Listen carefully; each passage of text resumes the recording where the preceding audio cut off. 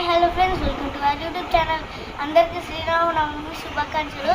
ఇప్పుడైతే మా నాని పులిహోర ఎలా చేసుకోవాలో చూపిస్తుంది, చూసేయండి. హాయ్ ఫ్రెండ్స్, అందరికీ శ్రీరామనవమి శుభాకాంక్షలు. ఈరోజైతే మా అత్తమ్మ మామిడికాయతో పులిహోర చేస్తుంది. ముందుగా అన్నం వండుకొని దాంట్లో కొంచెం పసుపు వేసి కలిపి ఉంచుకోవాలి. తర్వాత అందులోకి పల్లీలు శనగపప్పు వేయించుకొని పక్కన పెట్టుకోవాలి. కొన్ని మిరపకాయలు చీరి ఉప్పు పెట్టుకోవాలి.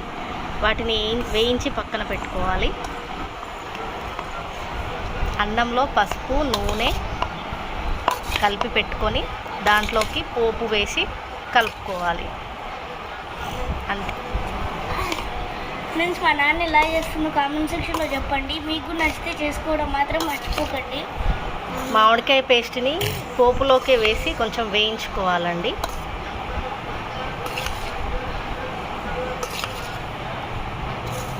మా అత్తమ్మ చేసిన పులిహోర కనుక మీకు నచ్చినట్లయితే లైక్, షేర్ అండ్ సబ్స్క్రైబ్ చేసుకోండి ఫ్రెండ్స్.